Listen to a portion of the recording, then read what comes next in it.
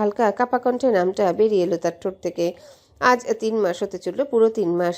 কক্সবাজার থেকে সেদিন রাতে ঢাকায় ফিরে আসার পর আর একবারও তাকে দেখেনি। কোনো ফোন নেই, কোনো মেসেজ নেই, একটাও খবর নেই। প্রথম 2 সপ্তাহ নাফিসা প্রতি রাতে কাঁদত। তারপর চেষ্টা করছে নিজেকে সামলাতে, ব্যস্ত থাকতে, পড়াশোনায় ডুবে যেতে। আলহামদুলিল্লাহ পরীক্ষা ভালো হয়েছে। আজ সব শেষে আফিয়া বেগম তাকে যতটা সম্ভব সাপোর্ট করেছে। সাইফানও প্রতিদিন রোজ দিয়ে আসা নিয়ে আসা সব কিছু দেখছে। সাইমান নাকি ওকে দায়িত্ব দিয়ে গেছে নাফিসার সব কিছু দেখতে, যতদিন সাইমান না ফিরে। কিন্তু ঠিক কোথায় গেছে সাইমান এখনও কেউ জানেনি।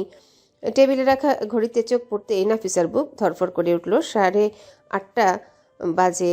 আল্লাহ, 9টা বাজতে চললো। সে উঠে দাঁড়ালো তাড়াহুড়ো করে। দ্রুত পায়ে ওয়াশরুমের দিকে ছুটে গেল। ঠান্ডা পানি ছুঁয়ে মুখটা ধোয়ার পর সাদা কলেজ ড্রেসটা ঠিকঠাক করে গায়ে দিয়ে বেরিয়ে আসে। তারপর সোজা ড্রেসিং টেবিলের সামনে দাঁড়িয়ে হিজাবটা জড়াতে গেলেও আবার খুলে ফেললো। মনে হলো ঠিকমতো হচ্ছে না। আয়নায় নিজের দিকে তাকাতে মনটা আরো খারাপ হয়ে গেল। মুখে নতুন নতুন ব্রণ, চোখের নিচে কালি। হয়তো রাত জেগে পড়ার ফল, নাকি অন্য কিছু। আফিয়া বেগম বোকা প্রতিদিনই খেতে হয়। কখনো মুখে প্যাক লাগিয়ে দেন, আবার কখনো ভৎসনা করেন। বেবি পাউডারের ডিব্বাটা হাতেই ছিল, মন না চাইলেও মুখে হালকা করে লাগিয়ে দিল নাফিসা। মামুনির বকা এড়াতেই যেন, কিন্তু চোখের নিচে কালচে দাগ, সেটা কিছুতে আড়াল হলো না। ব্যাগটা কাঁধে তুলে নিতে না নিতেই সিঁড়ি বেয়ে নিচে নামলো। বসার ঘরে পৌঁছাতেই দেখে আফিয়া বেগম দাঁড়িয়ে আছেন, হাতে ট্রে, তার উপর খাবারের প্লেট। নাফিসাকে দেখেই কপাল কুঁচকালেন। এই মেয়ে, এত দেরি করলি কেন? পরীক্ষা দিতে যাবি, এদিকে লেট করে নিচে নামলি। এখন তো বলবি না খালি পেটে যাব। চল চুপচাপ খা। বলেন আর ওর হাত ধরে প্রায় জোর করে চেয়ারে বসিয়ে দেন। নাফিসা একটু হেসে ফিসফিস করে বলল, উফ মামুনি, সময় তো নেই। খা, সময় না থাকলে আরও খেতে হয়, না খেলে মাথা কাজ করবে। বলা মাত্রই নাফিসার মুখে খাবার তুলে দিতে শুরু করলেন তিনি। মামুনির কথার রাগ, তিরস্কার, এসবের আড়ালে যে কতটা দুশ্চিন্তা লুকানো থাকে নাফিসা খুব ভালো করেই জানে। তাই চুপচাপ খেতে লাগলো। চোখ দুটো কেমন জানি গরম হয়ে উঠছে, কিন্তু সে দ্রুত পলক ফেললো যাতে কারো চোখে পড়ে না। খাওয়া শেষে আফিয়া বেগম হাত ধুয়ে এসে ওর মাথায় হাত বুলিয়ে দিলেন। নাফিসা কাছে টেনে মামুনির কোমর জড়িয়ে ধরল।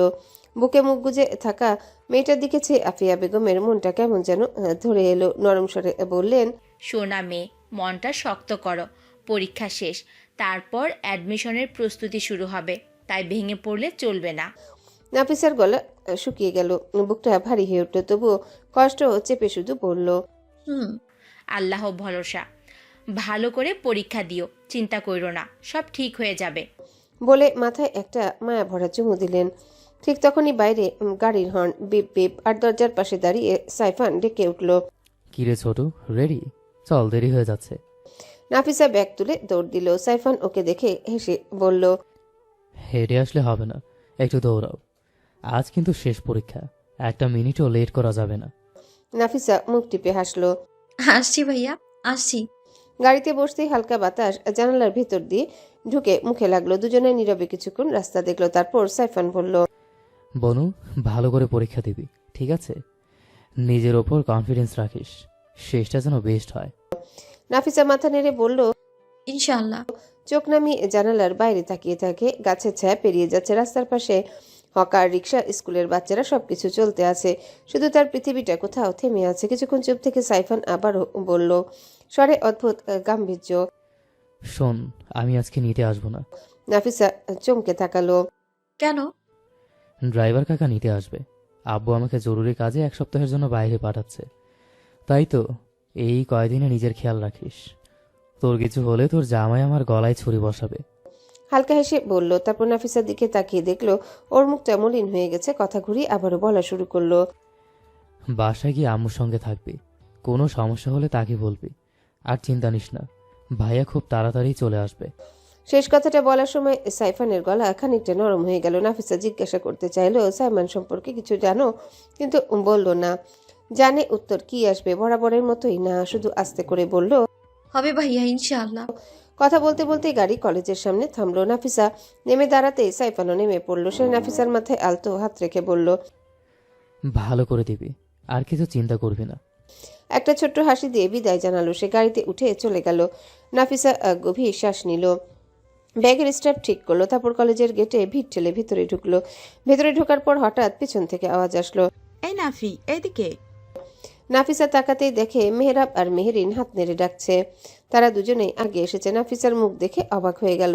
মেহেরিন এগিয়ে এসে তীক্ষ্ণ দৃষ্টিতে তাকিয়ে বলল, এই শুন, কেঁদেছিস নাকি তুই?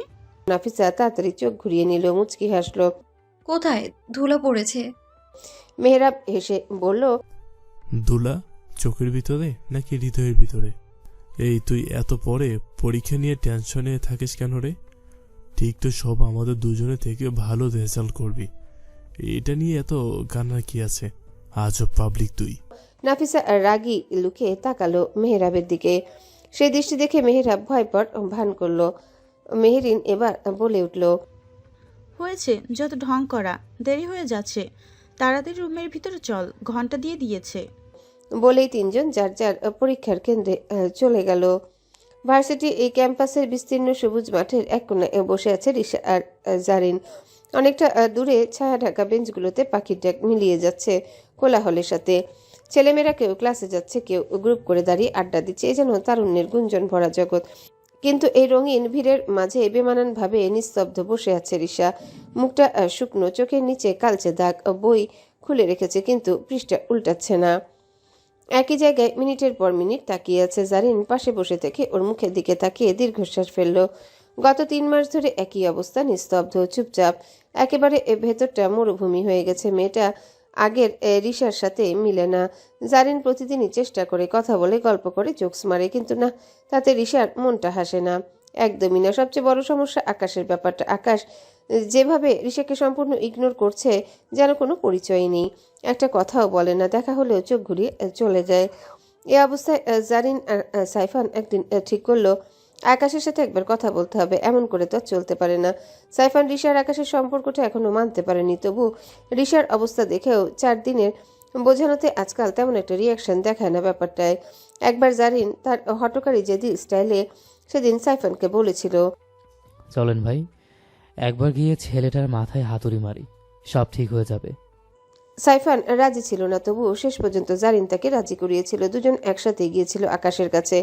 সাইফান দাঁড়িয়েছিল দূরে, কোনো কথা বলেনি, কোনো অনুরোধ করেনি, শুধু একটা কারণে এসেছিল। বোনকে অবস্থায় দেখে মনটা কেমন করছিল। কিন্তু আকাশ হাইডে হাত তেরা ছেলে, একটুও বদলায়নি, কোনো কথা শুনেনি, কোনো ব্যাখ্যাও দেয়নি, শুধু একটা কথাই বলেছিল, আমার সাথে এগুলো বলে কোনো লাভ নেই, ওকে বলো আমাকে ভুলে যেতে।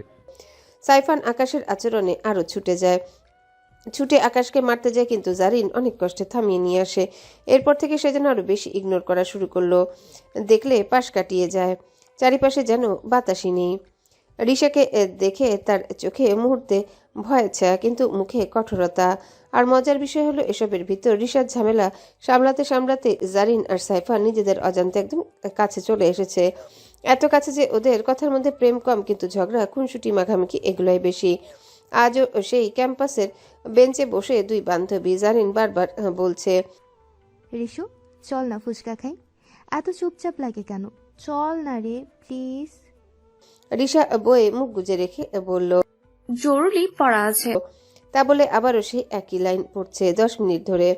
জারিন চোখ উল্টায়। জরুরি পড়া না, জরুরি পাগলামি। তুই কি এবার ফার্স্ট হতে যাচ্ছিস নাকি?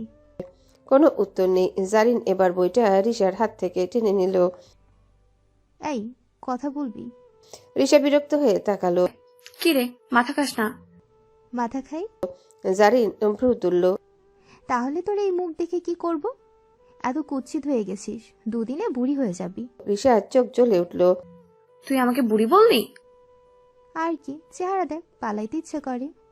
রিশা বই ছুঁড়ে মারার মতো ভাব নিয়ে বলল, আজকে তোর পিটাইয়া শুইয়ে দেব। জারিন দাঁত বের করে বলল, ওই যে পুরান রিশা ফিরেছে মনে হয়। দুজনের ঠাট্টা ঝগড়া চলছিল। এমন সময় জারিন ফোন বেজে উঠল। স্ক্রিনে নামটা জলজল করছে সিফান কলিং, স্ক্রিনে নামটা জলজল করছে সাইফান কলিং। জারিন এমনভাবে চমকে উঠল যেন বিয়ের দিন শ্বশুর বাড়ির লোক দেখে পালাতে হবে। তাড়াতাড়ি কলটা কাটতে গেল, কিন্তু তখনই রিশা দেখলো। ধীরে ধীরে রিশার 2 চোখ বড় হতে লাগলো। ভ্রু কুঁচকে জিজ্ঞাসা করলো, কি ব্যাপার, আমার ভাই তোকে ফোন দিচ্ছে? জারিন তড়িঘড়ি করে ফোনটা উল্টো করে রাখলো। কিছু না। রিশা সামনে ঝুঁকে ফোনটা কেড়ে নিল। স্ক্রিনের দিকে তাকিয়ে ঠোঁট বাঁকিয়ে বলল, এই যে আমার ভাই যে তোকে দেখে মুখ ঘুরিয়ে চলে যায়, সে আজকাল তোকে ফোন দিচ্ছে কেন? জারিন তোতলাতে লাগলো। কি শোনা রে, মানে একটু। রিশা চোখ সরু করে বলল। তলে তলে চালাচ্ছিস নাকি টেম্পু? কি চলে দুজনে? জারিন লজ্জায় লাল হয়ে গেল, কিন্তু মুখ চেপে রাখলো। শোন, কিছু না বললাম মানে নেই।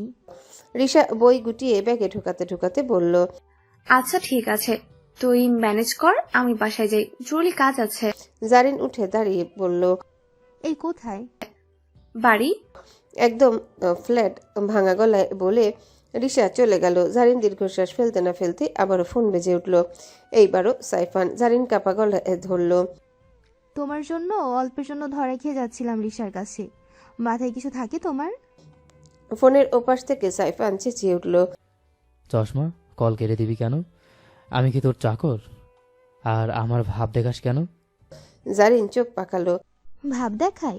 তুমি তো যেই বলে রেখে ফোন দাও, আমি মরেই যাই পাশে।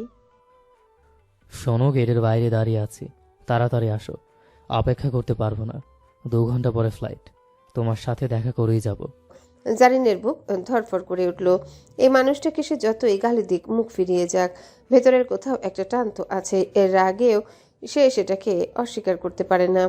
জারিন দ্রুত ব্যাগ তুলে গেটের দিকে হাঁটল। ক্যাম্পাস গেটের বাইরে সাইফানের গাড়ি দাঁড়িয়ে।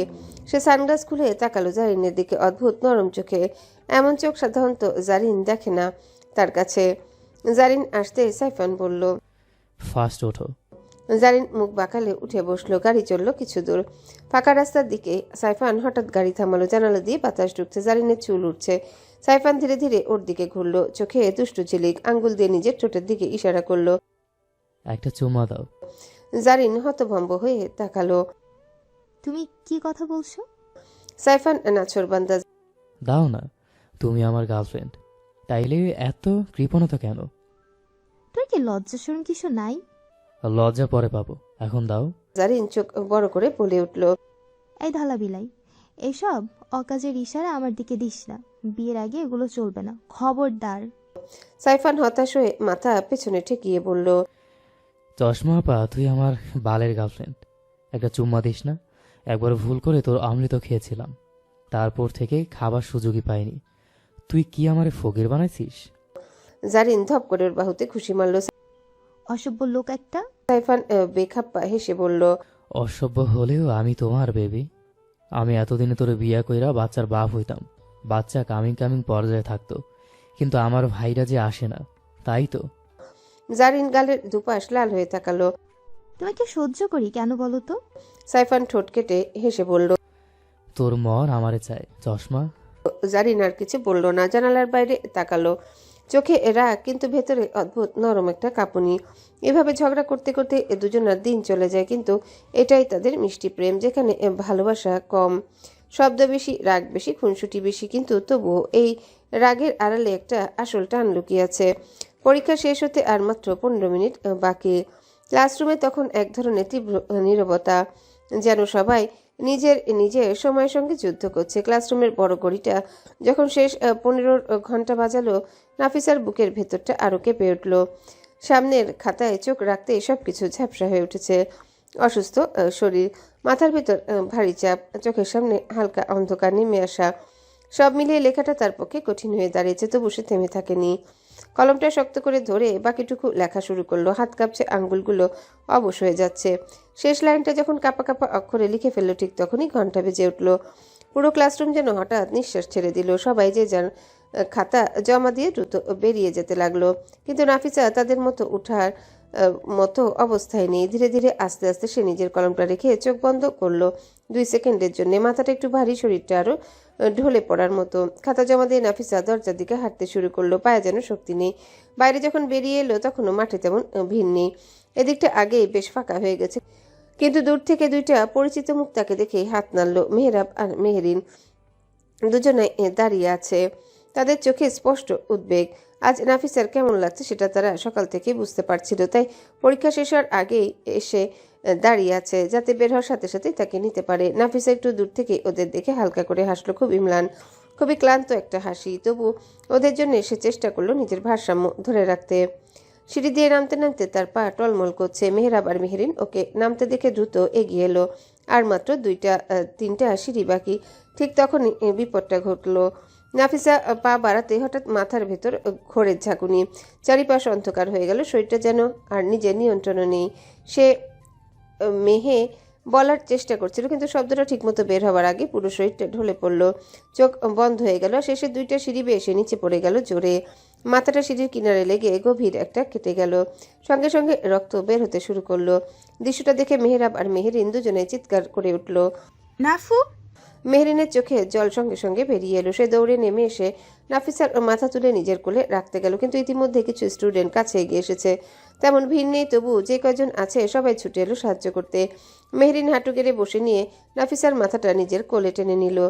রক্তে তার হাত ভিজে গেল, কিন্তু সে খেয়াল করলো না একটু। তার গলা শুকিয়ে গেছে। কাপা কাপা কণ্ঠে ডাকতে লাগলো, নাফু, শুনতে পাচ্ছিস? নাফু, চোখ খোল প্লিজ। নাফিসা! মেহরাব তখন পুরো ভেঙে পড়ার মতো অবস্থায়। সে কাপা কাপা হাতে নাফিসার পালস চেক করার চেষ্টা করছে, কিন্তু নিজের হাতই কাঁপছে ভীষণ। এক মুহূর্ত দেরি না করে সে নাফিসাকে কোলে তুলে নিল। এতটা ভার সেও বুঝতে পারল না, শুধু অনুভব করলো ওকে এখনই হসপিটালের দিকে নিতে হবে। মেহরিন পেছন থেকে উঠে দৌড়ে তাদের সঙ্গে ছুটল।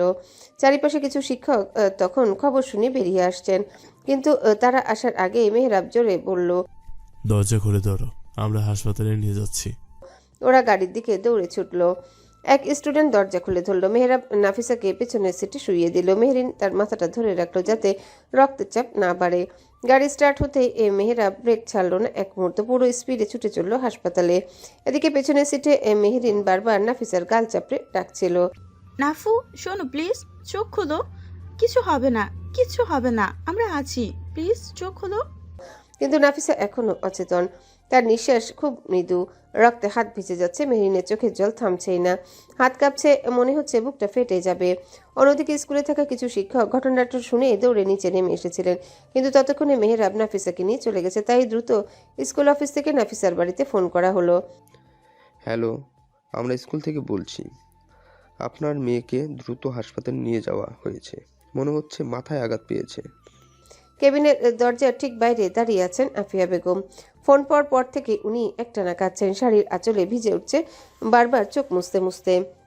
রিশার ইমা বেগম দুপাশ থেকে ধরাধরি করে দাঁড়িয়ে আছে, তবু কান্না থামছে না। উনার মাথায় শুধু একটাই ভাবনা, আমার মেয়েটা ঠিক আছে তো? কলেজ থেকে ফোন আসার মুহূর্তটা যেন সব উলটপালট করে দিল। ম্যাডাম, নাফিসা পরে গিয়ে মাথায় আঘাত পেয়েছে। বাকিটা আর শোনা হয়নি। ওনার বুকটা কেঁপে উঠে বাজারও চলছিল না, তারপরেও ছুটে এসেছে হাসপাতাল। করিডোরের বিপরীত দিক থেকে লাল চোখে দাঁড়িয়ে আছে মেহরাব আর মেহরিন। তারা নিজেরাও ভয়ে চুপ, কিছু বলতে পারছে না। ভেতর থেকে নাফিসার কণামাত্র আওয়াজও আসছে না, আর সেটা আরো বেশি ভয় ধরিয়ে দিচ্ছে সবার মনে। মিনিট 10 পর কেবিনের দরজা ক্লিক করে খুলে গেল। সাদা অ্যাপ্রন পরে ডাক্তার বের হতে সবাই ছুটে গেল তার দিকে। আফিয়া বেগম সবার আগে সামনে এগিয়ে এসে বললেন, আমার মেয়েটার কি হয়েছে? ওর কিছু হয়নি তো? ডাক্তার প্রথমে গম্ভীর মুখ করে ফাইলটা বন্ধ করে দাঁড়ালেন। সে মুখ দেখে মুহূর্তে সবার বুক ধুকধুক করে উঠল। ডাক্তার শেষে দীর্ঘ নিঃশ্বাস নিয়ে বললেন, দেখুন, প্রথমে আমি বলছি ভাগ্য খুব ভালো, সিরিয়াস কিছু হয়নি। কথাটা বলা মাত্রই আফিয়া বেগম যেন ভেঙে পড়া শরীর নিয়ে দেয়ালের সাথে হেলে দাঁড়ালেন। চোখের স্বস্তির একটা ঢেউ নামলো মুখে। ডাক্তার একটু হাসি মুখে বোঝাতে লাগলেন, মাথায় ধাক্কা লেগেছে, কপালের উপরে 3টা সেলাই পড়েছে, ব্যথা আছে, মাথা ঘুরছে, কিন্তু ভিতরে কোনো রক্তপাত হয়নি। স্ক্যান রিপোর্ট ক্লিয়ার, চিন্তার কিছুই নেই। মেহরিন আস্তে বলে উঠল, তাহলে ও ঠিক হয়ে যাবে তো? ডাক্তার মাথা নেড়ে বললেন, হ্যাঁ, ইনশাআল্লাহ। একেবারে ভয় পাওয়ার মতো কিছু না, তবে খেয়াল রাখতে হবে এই সময় নাফিসা খুব সতর্কভাবে চলাফেরা করা দরকার। ভাগ্যিস কোনো কিছু হয়নি। আফিয়া বেগম এবার জিজ্ঞাসা করলেন, প্লাস্টার দিতে হইলে দেন, ওর তো খুব ব্যথা করছে নিশ্চয়ই। ডাক্তার একটু নরম গলায় বললেন, আন্টি, মাথায় প্লাস্টার আমরা দেই না, তবে ব্যান্ডেজ করে রাখা হয়েছে। 2-1 দিন ওকে বিশ্রাম নিতে হবে, আলো কমে গিয়ে বসবে, বেশি কথা বলতে নিষেধ করবেন। হ্যাঁ, আর মাথায় ঝুঁকি লাগার মতো কিছু একেবারেই নয়। ব্যথাটা 2-3 দিন থাকবে, তারপরে কমে যাবে। ইমা বেগম নিঃশ্বাস ছাড়লেন। আলহামদুলিল্লাহ, আমাদের তো মনে হচ্ছিল আরো খারাপ কিছু হবে। ডাক্তার আবারও বললেন, আরেকটা কথা, আপনারা ওর মানসিক অবস্থাও খেয়াল রাখবেন। ও একটু টেনশনে থাকে মনে হচ্ছে, মাথায় আঘাতের পরে বেশি দুশ্চিন্তা বা ভয় পাওয়া ঠিক না। আর এই সময় পরিবারের পাশে থাকা দরকার। এখনো একা নয় তো, ওর সাথে আরও একটা জীবনও আছে, তাই বেশি খেয়াল রাখা উচিত মনে করি আমি। যাই হোক, ওকে কোনো গাইনোলজিস্ট ডক্টরকে দেখান। আফিয়া বেগম চোখ মুছতে মুছতে অবাক হয়ে বললেন। মানে? গাড়ি চলল কিছু দূর। ফোঁস করে নিঃশ্বাস ছেড়ে সাইফান স্টিয়ারিংয়ে হাত শক্ত করলো। মুখটা কঠিন, কিন্তু চোখ বোঝা যাচ্ছে কিছু একটা ভাবছে। জারিন পাশ থেকে তাকালো। কি হয়েছে? আমার মুখ কেন? সাইফান এক মুহূর্ত চুপ, তারপর বলল, তুমি রিশার সাথে একটু থাকবে এই কয়দিন। মেয়েটা একদম ভেঙে পড়ছে। জারিন শান্ত গলায় বলল, থাকবো, তুমিই তো বলেছো ওর পাশে থাকতে, আর আমার বেস্ট ফ্রেন্ডও, এটা ভুলে যেও না। সাইফান মাথা নেড়ে সম্মতি দিল। গাড়ির ভেতর দুজনের মাঝে একটা অদ্ভুত নীরবতা তৈরি হলো। হঠাৎ সাইফান বলল, তোমার কি মনে হয় আকাশের এই আচরণটা ঠিক? জারিন তীক্ষ্ণ দৃষ্টিতে তাকালো। ঠিক ভুল দিয়ে সবকিছু মাপা যায় নাকি? ছেলেটা ভয় পেয়েছে, পালাচ্ছে, কিন্তু ভুলে যেতে বললেই কি হয়? মানুষের জায়গা মানুষই নেই। সাইফান গভীরভাবে তাকিয়ে থাকলো জারিনের দিকে। তুমি এমনভাবে কথা বলছো কেন? জারিন হেসে বলল, কথা বললেই সমস্যা? হ্যাঁ, সাইফানের চোখ সোজা ওর চোখে।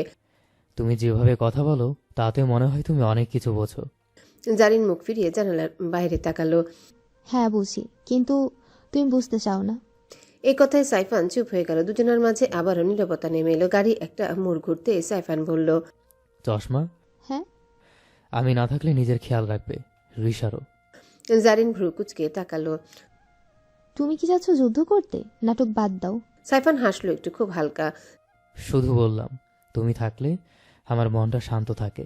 জারিন তাকিয়ে রইল তার দিকে। সাইফানের চোখে অদ্ভুত নরমতা, যা সে দেখেনি আগে। হঠাৎ বায়ুতে একটা মোড় ঘোরার মতো অনুভূতি। গাড়ি থামলো বিমানবন্দরের কাছে। সাইফান বাইরে নেমে দাঁড়ালো, জারিনও নামলো। হাওয়া বইছিল, জারিনের চুল মুখে এসে লাগলো। সাইফান আস্তে করে চুল সরিয়ে দিল। জারিনের দম আটকে গেল। এই কি করছো? সাইফান মলিন হাসলো। যাচ্ছি তো, তাই ভাবলাম। জারিন চোখ পাকালো। এভাবে চুপচাপ চলে যেও না, ফোন দিও। দিব। তারপর একটু থেমে, তুমি ধরবে তো? তুমি আমার সাথে কথা বলতে চাও জারিন না? ঠোঁট কামড়ালো, চোখ ঘুরিয়ে বলল, মোট ভালো থাকলে ধরবো। সাইফান হেসে ফেললো এবার। ঠিক আছে, মোট ঠিক রাখতে চেষ্টা করব। ঠিক তখনই অফিসের একজন কর্মচারী এসে বলল, স্যার সময় হয়ে গেছে। সাইফান এক সেকেন্ড দাঁড়িয়ে থেকে বলল, চশমা, হুম? খেয়াল রেখো নিজের। জারিন কথা বলতে গেলেও গলা আটকে গেল। সাইফান ঘুরে হেঁটে গেল ভেতরের দিকে। জারিন দাঁড়িয়ে রইল জায়গাটায়, যতক্ষণ না সাইফান চোখের আড়াল হয়ে গেল। তারপর ধীরে নিঃশ্বাস ছেড়ে বলল, পাগল ছেলেটা। মুখ ঘুরিয়ে হাঁটতেই মুখোমুখি আকাশ। হঠাৎ করে চোখ থেকে চশমা খুলে নিল সে। দুজনের চোখ কয়েক সেকেন্ড আটকে রইল। আকাশের চোখে ক্লান্তি, অস্থিরতা। জারিন কঠিন গলায় বলল, তোমার সাথে কথা বলা লাগবে আকাশ ভাই, অনেক। আকাশ ঠোঁট চেপে বলল, আজ নয়, আমি ব্যস্ত। জারিন এগিয়ে এক ধাপ সামনে দাঁড়ালো। রিশাকে ভুলে যেতে বলেন। ভুলে গেলে তো তুমি স্বস্তিতে থাকার কথা। তাহলে আমাকে দেখে তোমার মুখ সাদা হয়ে গেল কেন? আকাশ কিছু বলল না, তার চোখে ভয়টা আরো স্পষ্ট। জারিন ঠোঁট বাঁকালো। ভাগো, ভয় থেকে পালাও, কিন্তু মনে রেখো মানুষের জায়গা মানুষই নেয়, আর যারা ভয় পায় তাদের জায়গা একদিন শূন্য হয়ে যায়। আকাশ কিছু বলতে পারল না, তার মুখে কোনো শব্দ এলো না, শুধু চোখ দুটো লাল হয়ে উঠল। কোনো কিছু না বলে চলে গেল। জারিন আকাশের যাওয়ার দিকে তাকিয়ে দীর্ঘশ্বাস ফেলল। হাসপাতালের সাদা আলোটা যেন আজ আরও বেশি কটু লাগছে সবার চোখে। কয়েক মুহূর্ত আগেও সবার অবস্থা যতই টেনশনের হোক, অন্তত একটা জিনিস সবাই নিশ্চিত ভাবে জানতো, নাফিসা শুধু পড়ে গিয়েছে, মাথায় আঘাত লেগেছে, শরীর খারাপ হয়েছে, এর বেশি কিছু না। কিন্তু ডাক্তার যে এক বাক্য বলল, সেটাই যেন মুহূর্তে বাতাস থমকে দিল। ডাক্তারের মুখে কথাটা শোনার পর আফিয়া বেগমের ভ্রুগুলো কুঁচকে গেল। তিনি যেন ঠিক বুঝে উঠতে পারছেন না তিনি ঠিক শুনেছেন কিনা। হঠাৎ শরীরটা একবার কেঁপে উঠল, চোখের মণিটা বড় হয়ে গেল অবাক হয়ে। মানেটা হচ্ছে নাফিসা প্রেগনেন্ট, 3 মাস রানিং। ডাক্তারের স্বরটা ছিল পুরো শান্ত, খুব স্বাভাবিক একটা খবর জানাচ্ছে। কিন্তু এই খবরটা মোটেও স্বাভাবিক ছিল। নাফিয়া বেগমের মুখ প্রথমে নিষ্প্রাণ হয়ে গেল, তারপর মুহূর্তের মধ্যে রাগে লাল হয়ে উঠল মুখ। কথাটা বিশ্বাস করা তার পক্ষে সম্ভব ছিল না। এত বছর এত কাছে রেখে মানুষ করেছেন নাফিসাকে, তার মেয়ে এমন কিছু করবে এটা ভাবলেও বুকের ভেতর শূন্য হয়ে যায় তার। তিনি হতভম্ব চোখে ডাক্তারের দিকে তাকিয়ে বললেন, আপনি কি জাতামাতা বলতেছেন? ঠিকভাবে বলেন, আপনার ভুল হচ্ছে কিনা দেখেন আগে।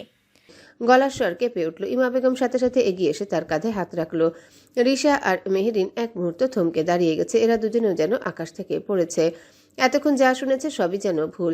মেহরাবের মুখের কালার পাল্টে গেছে, ঠোঁট শুকিয়ে সাদা হয়ে এসেছে, হাত দুটো ফাঁকা হয়ে ঝুলে আছে। মেহেরিন ভাইয়ের হাতটা শক্ত করে চেপে ধরল, বোঝার মতো করে চোখে একটা আশ্বাস দিল। চিন্তা করো না, আগে নিশ্চিত হই। রিশা ডাক্তারের দিকে তাকিয়ে আবারও জিজ্ঞাসা করলো, আর ইউ শিওর ডক্টর? আমার মনে হয় কোথাও ভুল হয়েছে। ডাক্তার এবার ভিজিবলি ইরিটেটেড। আমি ভুল বলবো কেন? রিপোর্ট দেখেন, 3 মাসের প্রেগন্যান্সি, একদম ক্লিয়ার। আর আপনারা বাসার মানুষরাই জানেন না হাজবেন্ড কোথায় ওর। শব্দটা হাজবেন্ড এই মুহূর্তে সবাইকে আরেকবার কেটে দিল ছুরির মতো। আফিয়া বেগম এবার সম্পূর্ণ চুপ হয়ে গেলেন। মুখে কোনো শব্দ নেই, চোখ দুটো বিস্ফোরিত যেন। ইমা বেগম তাকে ধরে দাঁড়িয়ে। ডাক্তার আবারও বলল, ও পড়ে গিয়েছিল, কিন্তু লাকিলি বাচ্চার কোনো ক্ষতি হয়নি। এটা অনেক বড় বিষয়। অল্প বয়সে এই প্রেগন্যান্সি রিস্কি, পুরো রেস্ট প্রয়োজন, রিস্ক নেওয়া যাবে না। গাইনি স্পেশালিস্ট দেখাবেন। আমি একটা ইঞ্জেকশন দিয়েছি, কিছুক্ষণ পরেই জ্ঞান ফিরে আসবে, বাসায় নিতে পারবেন। এত বলেই ডাক্তার ফাইলটা বন্ধ করে বেরিয়ে গেল। ডাক্তার বের হতে পুরো রুমটায় নিস্তব্ধতা নেমে এলো, যেন হঠাৎ সবাই শুনতে পেল নিজেদের হৃদস্পন্দন। এক এক করে সবাই একে অপরের মুখের দিকে তাকাচ্ছে, কেউ কথা বলছে না, কেউ ব্যাখ্যা দিচ্ছে না। সবাই একই প্রশ্নে আঘাতে আঘাতে ভেঙে যাচ্ছে। নাফিসা প্রেগনেন্ট, কিভাবে, কবে, কার? মেহরিন মাথা নিচু করে দাঁড়িয়ে আছে। পাশে দাঁড়ানো মেহরাব একদম নিস্তব্ধ, তার মুখে কোনো শব্দ নেই। মুখের এক্সপ্রেশন দেখে বোঝা যাচ্ছে সে ভিতর থেকে সম্পূর্ণ ভেঙে পড়েছে। বোন হিসেবে মেহরিন খুব ভালো করে বোঝে ভাইয়ের মুখ। গত কয়েক বছর ধরে ও দেখছে কিভাবে মেহরাব নিজের মনটা নাফিসার দিকে হেলে দিচ্ছে। ওর মাঝে কতটা দুর্বল হয়ে আছে ভাই। আর আজ যেই মেয়েকে ভাই নিঃশব্দে নিজের মনে জায়গা দিয়েছিল, সেই মেয়েই প্রেগনেন্ট। কিন্তু মেহরিন নিজের মনে নিজেকে থামালো। না, কিছু একটা ভুল হতেই পারে। এমন কিছু হতে পারে না, নাফিসা এমন না। ঠিক তখনই আফিয়া বেগম ধীরে ধীরে বললেন, কেউ এখন ওকে কিছু জিজ্ঞেস করবে না। আমি চাই না বাইরে কোনো সিন ক্রিয়েট হোক। বাসায় নিয়ে যাই, তারপর যা হওয়ার হবে। আমি বিশ্বাস করি আমার মেয়ে এমন কিছু করে নাই। আমার মেয়ে, আমি ওকে নিজের হাতে মানুষ করছি, ওকে আমি চিনি। তার কণ্ঠে দৃঢ়তা কিন্তু কষ্টের কম্পন মিশে আছে। এমন সময় নাফিসার চোখ সামান্য কাঁপলো, দীর্ঘশ্বাস নিল। জ্ঞান ফিরছে। সবাই একসাথে নড়ে চড়ে তাকালো ওর দিকে। কেউ আগে কথা বলল না, কেউ এগিয়েও এলো না আতঙ্কে, কারণ সবাই ভয় আছে সত্যিটা জানার। আফিয়া বেগম দ্রুত এগিয়ে গিয়ে মেয়ের মাথায় হাত রাখলেন। মা, কেমন লাগতেছে? চোখ খোলো। নাফিসা ধীরে ধীরে চোখ খুলল। চোখ এখনো ঝাপসা। কিছুক্ষণ তাকিয়ে থাকলো চারিপাশে। রিশা, ইমা, মেহরিন, মেহরাব সবাইকে দেখে বিভ্রান্ত হয়ে গেল। মামনি, আমি পড়েছিলাম। এখন ভালো আছো? বাসায় যাব। নরম মায়া ভরাসর, কিন্তু আফিয়া বেগম এখনো সিদ্ধান্ত নিয়েছেন একটা কথাও তিনি এখন বলবেন না নাফিসাকে আস্তে করে উঠিয়ে চেয়ারে বসানো হলো। 2 মিনিট পর ওকে গাড়িতে তুলে হাসপাতাল বের করা হলো। পুরো সময়টায় কেউ একটা শব্দ করেনি। মেহরাব মাথা নিচু করে দাঁড়িয়ে কেবল একবার তাকালো নাফিসার যাওয়ার দিকে, চোখে এমন দৃষ্টি অসহায়। মেহরিন ভাইকে পাশে টেনে নিয়ে ধীরে ধীরে বলল, ভাই, মন খারাপ কইরো না, হয়তো ভুল রিপোর্ট, ডাক্তাররা ভুলও করে, আগে শুনি সব। মেহরাব কিছু বলল না, শুধু মাথা নেড়ে দাঁড়িয়ে রইল। রাশিদ ভিল্লার গেটটা আজ অস্বাভাবিক নীরব। বিকেলের হালকা আলোয় গাড়িটা ঢুকতেই রুষা গভীর শ্বাস ফেলল, মুখে বিরক্তি আর চোখে স্পষ্ট উৎকণ্ঠা। আবির একেবারে জোর করে নিয়ে এসেছে, এখনই এসব বলার সময় না। সাইমান বাসায় নেই, এইটাই তো সবচেয়ে বড় সমস্যা। কত বোঝালো আরিফকে, কিন্তু আরিফ আজ থামার মতো অবস্থায় নেই। আমি পারছি না রোশা আপি, আজ নাফিসার শেষ পরীক্ষা। আজকেই আমি পুপুমণিকে সব বলবো। আমি ওকে ভালোবাসি, এটা লুকিয়ে রাখা যাবে না। রুশনা চোখ উল্টে তাকালো। ভালোবাসো বুঝলাম, কিন্তু সময় বলে একটা জিনিস আছে। নাফিসাকে তো সাইমানই নিয়ে এসেছে, সেই পুরো দায়িত্ব নিয়েছে। এমন সময়ে এসে যদি তুই বিয়ে ভালোবাসার কথা তুলিস, উল্টে মায়ের রাগ করে বসবে। ও বাসায় আসলে সব বললে ভালো হতো। আপি চলে এসেছি, এখন আর এত কথা বলিস না প্লিজ। বাসার ভিতর ঢুকে বসতে রুশনা একজন গৃহকর্মীকে জিজ্ঞাসা করলো আফিয়া বেগম কোথায়, আর বাকিরাই বা রুমে আছে কিনা। ম্যাডাম তো হসপিটালে গিয়েছে আপা। রুশনা প্রথমে জিজ্ঞাসা করলো, কি হচ্ছে? হ্যাঁ আপা, নাসিফা আপা অসুস্থ হয়ে পড়েছে, কলেজ থেকে ফোন এসেছিল, তাই ওখানে গিয়েছে। কথাগুলো শুনে আরিফের মুখ সাদা হয়ে গেল, হাত দুটো কাঁপছে, শরীরটা নিস্তেজ হয়ে গেল এক মুহূর্তে। নাফিসা হসপিটালে? স্বাভাবিকভাবে উচ্চারণ পর্যন্ত করতে পারল না সে। আরিফ আর এক মুহূর্ত দেরি করলো না, রুষার হাত ধরে টানলো। চলো গাড়িতে ওঠো, এভাবে দাঁড়িয়ে থেকো না আর, আমরা এক্ষুনি যাই। ঠিক তখনই ভিল্লার বড় গেটের দিকে গাড়িটা এগোতে শুরু করেছে। হঠাৎ রুশনা দেখলো গেটের সামনে একটা গাড়ি ঢুকছে ভেতরের দিকে। আরিফ তাকাতেই শ্বাস আটকে গেল। নাফিসা ধীরে ধীরে গাড়ি থেকে নামছে, পাশে আফিয়া বেগম আছেন। আরিফের বুকের ভিতর সবকিছু গুলিয়ে উঠলো। নাফিসাকে চোখের সামনে দেখা স্বস্তি। আরিফ দাঁড়িয়ে আছে একদম নিশ্চুপ, চোখ শুধু এক জায়গায় নাফিসার দিকে। এতক্ষণ ধরে যে অস্থিরতা তাকে খেয়ে ফেলছে, নাফিসাকে চোখের সামনে নিরাপদ দেখে বুকটা ধীরে ধীরে ফিরল। কিন্তু কপালের ওপরের ব্যান্ডেজ আর নাফিসার নিস্তেজ ভাব দেখে তার ভেতরে আবার কেমন যেন মোচড় দিয়ে উঠল। রুষা একটু দূর থেকে এগিয়ে এলো, মুখে দুশ্চিন্তার ছাপ। আফিয়া বেগমের সামনে গিয়ে জিজ্ঞাসা করলো, কি হয়েছে পুপুমণি? নাফিসার কি অবস্থা? মাথায় ব্যান্ডেজ কেন? হঠাৎ কি হলো? আফিয়া বেগম মুখ খুললেন না, কেবল নিঃশ্বাস ফেললেন গভীরভাবে। ইমা বেগম ধীর স্বরে বললেন, রোশনা, ভিতরে গিয়ে কথা বলি, এই জায়গায় কথা বলা ঠিক হবে না। ওদিকে রিশা ধরা হাতে নাফিসাকে সামলে নিয়ে হাঁটছে। আফিয়া বেগম পাশে আছে। আরিফ আর রুষা পেছন থেকে হেঁটে ভেতরে ঢুকলো ইমা বেগমের সাথে। ডাইনিং রুমের বড় সোফায় নাফিসাকে বসানো হলো। শরীরটা ক্লান্ত, চোখ যেন ভারী। আফিয়া বেগম পাশে বসে আছেন, হাতটা এখনো নাফিসার কাঁধে। ইমা বেগম এক কর্মচারীকে ডাকলেন, পানি আনো। সাথে সাথে একটা গ্লাস এগিয়ে দেওয়া হলো।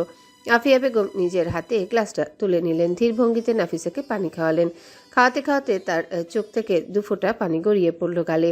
এই দৃশ্যটা নাফিসা দেখতে পেল এবং মুহূর্তে অস্থির হয়ে উঠল। মামুনি, আমি ঠিক আছি, শুধু একটু পড়ে গেছি। তুমি এত দুশ্চিন্তা কেন করছো? ভালো আছি তো আমি মামুনি। কথাগুলো নাফিসা বলছে ঠিকই, কিন্তু তার গলার কম্পন বলে দিচ্ছে সে নিজেও বুঝতে পারছে না আসলে কি হচ্ছে। ঠিক তখনই উপরতলা থেকে নিচে নামলো সাবিহা খালেদ। নাফিসার দিকে তাকিয়ে নাক সিটকালেন, আর রাইমা ডোন্ট কেয়ার ভাব নিয়ে একটা সোফায় বসে ফোন দেখা শুরু করলো। পেছনে বিলকিসারা রিদওয়ান আরেক পাশে দাঁড়িয়ে আছে। রাহিল বড় বড় চোখে তাকিয়ে আছে নাফিসার দিকে। রিদওয়ানের পাশে দাঁড়িয়ে হাত ধরে দেখছে। আজ এই কয়েকজনই বাসায়। রায়হান আর রুহি চট্টগ্রামে, মঈন রশিদ আর মাহবুব রশিদ শহরের বাইরে, সাইফান্ত আর জাপানে গিয়েছে কোম্পানির কাজে। আফিয়া বেগম চোখ তুললেন রিদওয়ানের দিকে। রাহিলকে নিয়ে ভিতরে যাও। এবার আফিয়া বেগম আবারও মুখ ফেরালেন নাফিসার দিকে, ধীরে মাথায় হাত বুলিয়ে দিলেন। তারপর দুই হাত দিয়ে নাফিসার গাল ধরে নিজের দিকে আগলে নিয়ে একটু ঝুঁকে কপালে চুমু রাখলেন। আমার সোনা মা, আমার মেয়ে। তার কণ্ঠে ভালোবাসা, ভরসার গভীর কষ্ট সব একসাথে মিশে আছে। একটু পরে তিনি বললেন, কিছু কথা জিজ্ঞেস করব সোনা, তুমি উত্তর দেবে, ঠিক আছে? ভয় পাবে না, আমি তোমাকে বিশ্বাস করি। আমার মেয়ে আমাকে কিছু লুকাবে না। নাফিসা বিভ্রান্ত মুখে তাকিয়ে আছে। কি কথা? এবার তখনকার পরিবেশটা আরো নিঃশব্দ হয়ে গেল, সবাই যেন নিঃশ্বাস আটকে দাঁড়িয়ে আছে। আফিয়া বেগম ধীরে, খুব ধীরে একটা দীর্ঘশ্বাস ফেলেন। তারপর নাফিসার দুই গালে নিজের হাত ধরে নরম স্বরে বললেন, সোনা, তুমি প্রেগনেন্ট, এটা কি তুমি জানো? এক মুহূর্তে নাফিসার মুখের সমস্ত রং মিলিয়ে গেল, কথা বলার ভাষা যেন গলা থেকে উধাও হয়ে গেল সম্পূর্ণ। চোখ বড় হয়ে গেল, কথা নেই, শুধু নিঃশ্বাস থমকে গেছে। তারপর তার চোখে হঠাৎই জমে থাকা পানি টুপটুপ করে ঝরে পড়তে লাগলো। নাফিসার হাতটা ধীরে কাঁপতে কাঁপতে নিজের পেটের উপর গিয়ে থামলো। মনে হলো যেন প্রথম নিজের ভিতরে কিছু আছে, কেউ আছে, এটা সত্যিকারের অনুভব করলো সে। সেদিকে তাকিয়ে আছে, চোখের পানি থামছে না। পেটের উপরে হাত রেখে বিড়বিড় করে বলছে, আমার ভেতরে আমার হালাল পুরুষটা, আমার ডিএসপি সাহেবের অস্তিত্ব, এটা সত্যি। শরীরটা নিস্তব্ধ, দৃষ্টি কাঁপছে, ঠোঁট কেঁপে কেঁপে উঠছে, কিন্তু কোনো শব্দ বেরোচ্ছে না। কানে যেন দূরের কোনো আওয়াজও পৌঁছাচ্ছে না, সব যেন থেমে গেছে। আরিফের কানে নাফিসা প্রেগনেন্ট শব্দটা যেই ঢুকলো, ঠিক সেই মুহূর্তে তার মনে হলো পুরো দুনিয়াটা থেমে গেছে। একটা অদ্ভুত ঠক ঠক ধাক্কা বুকের ভেতর লাগলো, তারপর নিস্তব্ধতা। অবাক চোখে সে নাফিসার দিকে তাকিয়ে রইল, যেন নিশ্চিত হতে চাইছে যে সে ঠিকই শুনেছে। তো মনে হচ্ছে ভুল কিছু শুনেছে। ভুল না হলে এমন কথা কিভাবে সম্ভব? ওর নাফিসা তো এমন মেয়ে না, কিভাবে, কেন? মাথার ভেতর অস্থির ব্যথা শুরু হয়ে গেল, মনে হলো পুরো মাথাটা ফেটে যাচ্ছে। একটা ভয়ঙ্কর সন্দেহ তার বুকের মধ্যে দপদপ করতে লাগলো। তাহলে কি কেউ ওর ফুলটাকে বাজেভাবে স্পর্শ করেছে? ভাবতেই তার শরীর কাঁপতে লাগলো। আফিয়া বেগমের কথাগুলো তার কানে যেতে সে আরো থমকে গেল। সে তাকে দেখলো নাফিসা মাথা নিচু করে বসে আছে, আর সবাই হতভম্ব। রুশনা পাশে দাঁড়িয়ে। আরিবের এই ভাঙা অবস্থা দেখে আর দাঁড়াতে পারল না। আরিবের চোখ মুখ একেবারে বেহাল, চোখ লাল, ঠোঁট শুকিয়ে গেছে, মুখে অবিশ্বাসের ছাপ। রুশনা দ্রুত তার দিকে এগিয়ে গিয়ে ওর হাত চেপে ধরলো, আস্তে, খুব আস্তে বলল, আমি তোকে বুঝতে পারছি রে। তোর মতো আমারও শখ লাগছে কথাটা শুনে। কিন্তু প্লিজ এখন কোনো রিয়াকশন দেখাস না। আগে শুনি আসল ব্যাপারটা কি। আমাদের নাফু এমন না, নিশ্চয়ই কিছু একটা আছে। কি হয়েছে ঠিক মতো শুনি আগে। রুশনার কথা শুনে আরিফ হাত দুটো মুঠো করে দাঁড়িয়ে থাকলো, চোখ ভেজা, দৃষ্টি ফাঁকা। রুষা আরিফের এই অবস্থা দেখে নিজেরও অসহায় লাগলো, তার মুখও ম্লান হয়ে গেল। এই সময় রাইমা ফোন দেখছিল, কিন্তু প্রেগনেন্ট শব্দটা কানে ঢুকতে সে চমকে গেল। ফোনটা পাশে রেখে পুরো মনোযোগ এইদিকে দিল। আর সাবিয়া খালেদের ভুরু জোড়া কুচকে আছে, মুখ দেখে বোঝা যায় ইতিমধ্যে মাথার মধ্যে নিজের মতো করে গল্প তৈরি করে ফেলেছে। আফিয়া বেগম তখনও নাফিসার দিকে তাকিয়ে আছেন অবিশ্বাসে। বিলকিসারা বেগম চমকে উঠে আফিয়া বেগমের দিকে চোখের ইশারা করলেন। কি হয়েছে? কিন্তু আফিয়া বেগম তৎক্ষণাৎ শাশুড়িকে চোখের ইশারা করে চুপ থাকতে বললেন। নাফিসার চোখ দিয়ে টুপটাপ কান্না ঝরতে দেখে আফিয়া বেগম ওকে আগলে নিল নিজের বুকে। বারবার নাফিসার মাথায় হাত বুলিয়ে বলতে লাগলো, আমার সোনা মেয়ে, টেনশন করো না মা, কিছু নিয়ে ভয় পেও না, নিজেকে একদম দোষ দেবে না। আমি তোমাকে চিনি, খুব ভালো করেই চিনি। এবার আমাকে বলো তো, কে তোমাকে বাজেভাবে স্পর্শ করেছে? কি হয়েছে বলো মা, কেউ কি তোমাকে বাজেভাবে, খারাপভাবে ধরেছে? আফিয়া বেগমের গলা কেঁপে উঠছে, মুখে আতঙ্ক। নাফিসা একবার তার মুখের দিকে তাকালো, তারপর সঙ্গে সঙ্গে মাথাটা নিচু করে ফেললো। মনে হচ্ছে প্রচণ্ড অপরাধ বোধে ভেঙে পড়েছে, কিন্তু ঠিক কিভাবে উত্তর দিবে তা যেন বুঝতে পারছে না। ওর মাথার ভেতর তখন শুধু একটাই প্রশ্ন ঘুরপাক খাচ্ছে, সাইমন কই, তার ডিএসপি সাহেব কই? তার সন্তানের বাবা তো তার হালাল পুরুষ, কিন্তু পরিবার জানে না, জানবে কিভাবে? সেই তো বলতে দেয়নি। এখন নিজের উপর প্রচণ্ড রাগ লাগছে ওর। ওর চোখে সামনে ভেসে উঠছে, আজ কই তার ডিএসপি সাহেব কই? সে জানলে কি বলতো? মনে হলো ফোন করবে। আজ কটা মাস তো তার সাথে কোনো যোগাযোগ নেই, এখন কি করে একা একা সামাল দিবে? ওর ভাবনার মাঝে ঠিক তখনই আফিয়া বেগম আবারও জিজ্ঞাসা করলো, বল মা, কে তোকে বাজেভাবে ছুঁয়েছে? ভয় পাস না, আমি আছি। নাফিসা মাথা নেড়ে আস্তে আস্তে বলল, কেউ না, কেউ বাজেভাবে স্পর্শ করেনি আমায়। পাশে দাঁড়িয়ে থাকা সাবিয়া খালেদ এবার মুখ বাঁকিয়ে জ্বলে উঠল। দেখো কোথায় গিয়ে নষ্টামি করে এসে এখন নাটক করছে। আমি তো আগেই বলেছিলাম এইসব মেয়েদের চিনি আমি খুব ভালো করে। এখন দেখো মিলল না কি আমার কথাই?